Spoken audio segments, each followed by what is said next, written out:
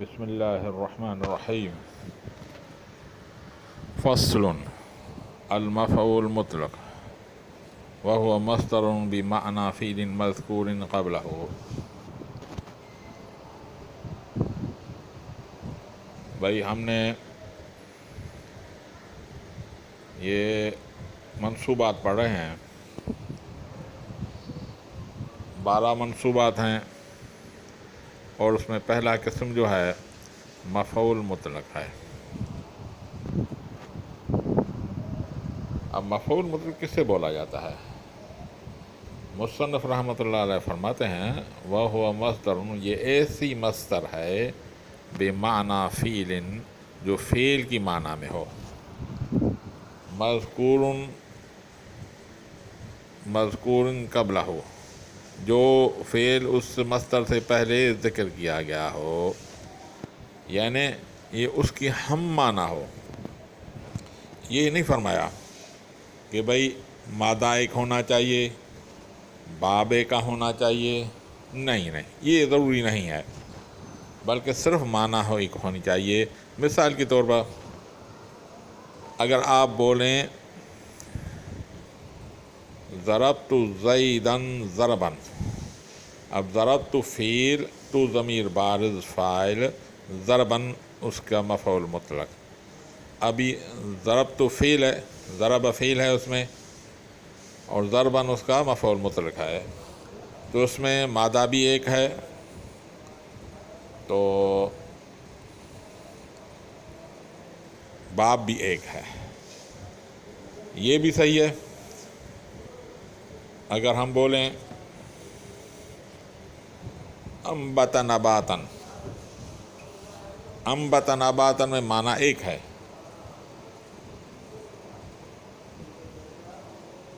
اور اس کا مادہ بھی ایک ہے، نون با تا دونوں میں ہے، صرف باب مختلف ہے.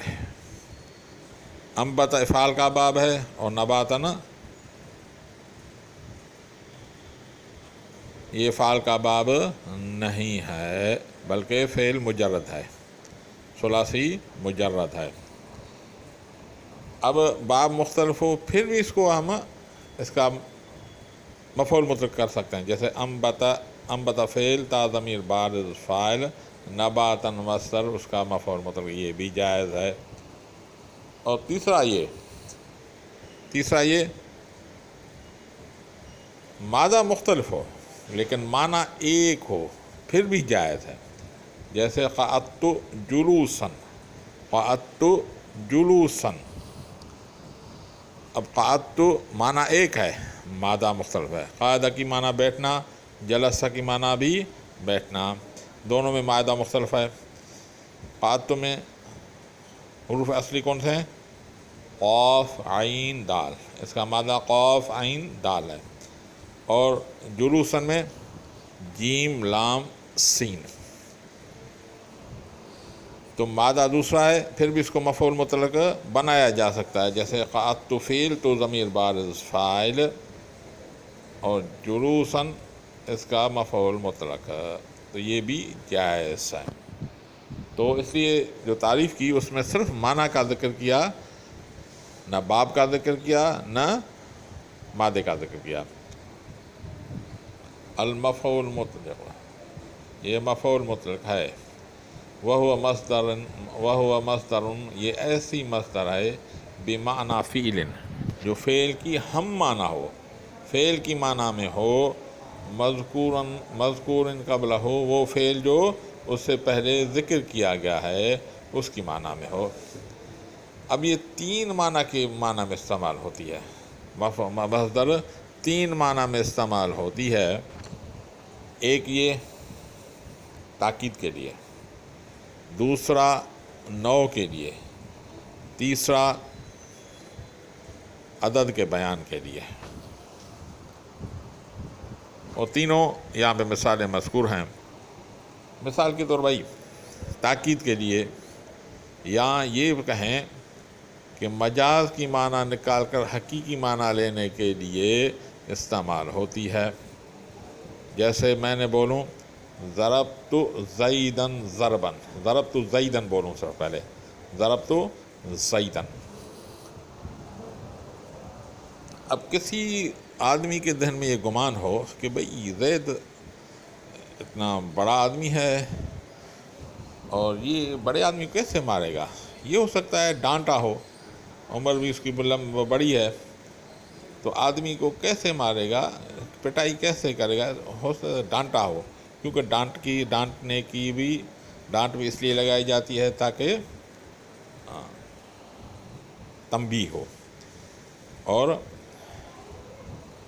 پٹائی بھی اس لیے کی جاتی ہے کہ تنبیہ ہو، تو اس نے پٹائی نہیں ہوگی، ڈانٹا ہے، اس لیے ضربت زیدن بولا ہے۔ اگر پھر میں بولوں گا ضربت زیدن ضربن، تو یہ تاکید میں آ جائے گا، اس کی معنی یہ ہوگی کہ میں نے زید کی پٹائی کی ہے اور ڈانٹا وغیرہ نہیں ہے، ٹھیک ہے۔ تو یہ جو مجازی معنی اس کو نکال دے گا اور تاکید کر دے گا کہ میں نے پٹائی کیا ہے، ٹھیک ہے۔ تو وَيُذْكَرُ لِلتَّأْكِيد، کبھی یہ تاکید کی معنی میں ہوتی ہے، کہ ضربت ضربن، میں نے مارا، او لِبَيَانِ النَّوْعِ، یا نوع کی قسم کا بیان کرتے کہ میں کیسے بیٹھا، کون سے قسم میں بیٹھا، جیسے جلست جلسۃ القاری، میں بیٹھا قاری کی طرح، یعنی میرا بیٹھنے کا انداز جو ہے، میرا نوع جو ہے، میرا قسم جو ہے، وہ قاریوں کی طرح میں بیٹھا ہوا تھا، اس کے لیے بھی آتا ہے۔ اب اس کی ترکیب کریں گے، جلست فعل، تو ضمیر بارز فاعل، جلسۃ مضاف، قاری مضاف ہے، مضاف اپنے مضاف سے مل کر مفعول مطلق ہوا جلست کا، جلس فعل اپنے فاعل اور مفعول مطلق سے مل کر جملہ فعل خبر ہوا، او لبیان العدد، یا کبھی یہ عدد کے بیان کے لیے استعمال ہوتا ہے،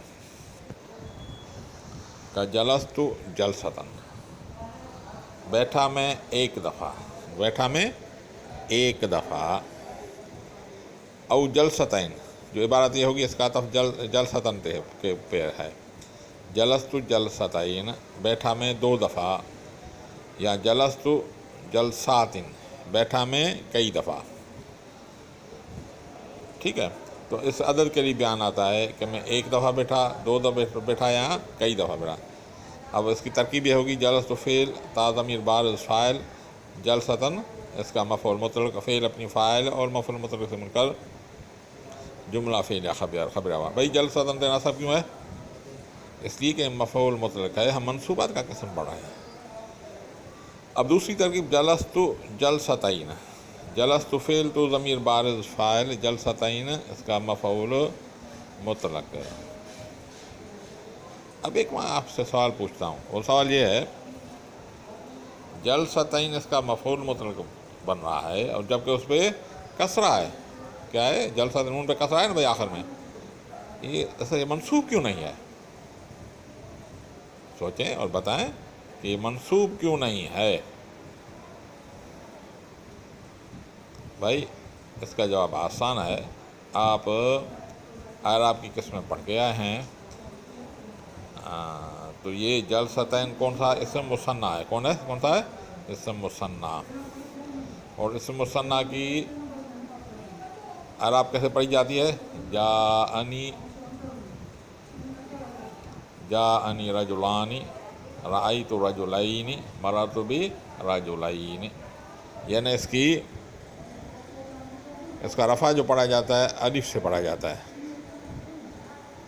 الف ما قبل مفتوح، اور نصب اور جر اس کی پڑھی جاتی ہے یہ ما قبل مفتوح سے، تو یہ اس کی نصب یہ ما قبل مفتوح ہے، نون پہ جو اعراب ہے یہ نصبی نہیں ہے بلکہ یہ کسرہ ہے، یہ اس کی حرکت ہے، اعراب اس کی رفع ہے۔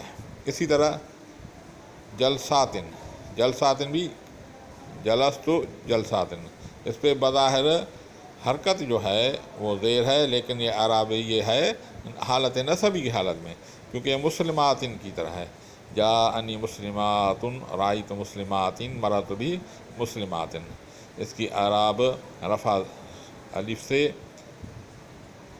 رفع ضمے سے، نصب اور جر کسرے سے پڑھی جاتی ہے، یہ اس کی ہے منصوب لیکن اس کا نصب کسرے سے پڑھی جا رہی ہے، تو اس طرح ہوگا۔ کوئی آپ سے پوچھے یہ اعتراض تو آپ کو ذہن میں ہونا چاہیے کہ جلستو، تو یہ کس کے لیے آتا ہے؟ یہ آتا ہے عدد کے لیے، عدد کے لیے، جیسے جلستو جلستن او جلستین او جلساتن۔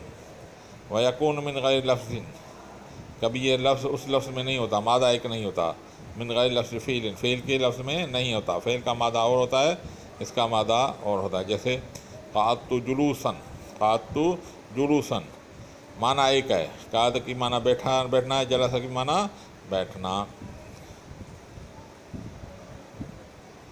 لیکن مادہ دوسرا ہے، معنی ہے یہ ہے قعدت جلوساً، فعل کا مادہ ہے قاف عین دال، اور مصدر کی معنی ہے جیم لام سین، تو جیم لام سین ہوگا، دونوں کا جو مصدر ہے فعل کے لفظ سے نہیں ہے بلکہ دوسرا مادہ ہے۔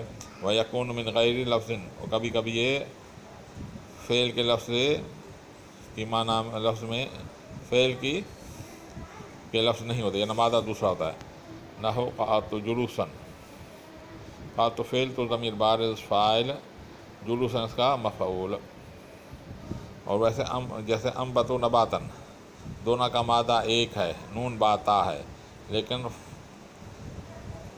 باب دوسرا ہے، جیسے انبت بعد فعل ہے اور نباتن فعل ثلاثی مجرد ہے، وہ ثلاثی مزید فی اور یہ ثلاثی مجرد، ٹھیک ہے، تو دونوں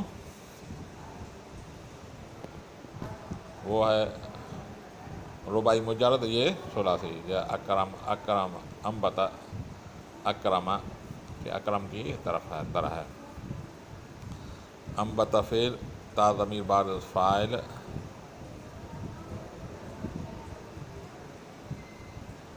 نباتن اس کا مفعول مطلق، فعل اپنے فاعل اور مفعول مطلق مل کر جملہ فعلیہ خبریہ ہوا۔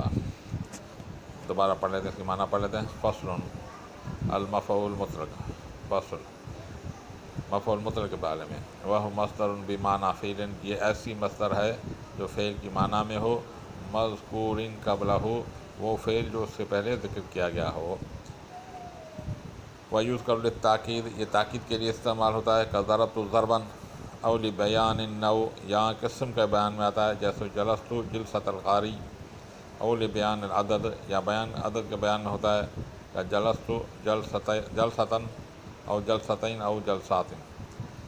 وَيَكُونُ مِنْ غَيْرِ لَفْظِ الفِعْلِ الْمَذْكُورِ، کبھی یہ فعل مذکور کے لفظ میں نہیں ہوتا، جیسے قعدت جلوساً، اور کبھی باب الگ ہوتا ہے، انبت نباتن، چلیں بھائی، واللہ اعلم بالصواب۔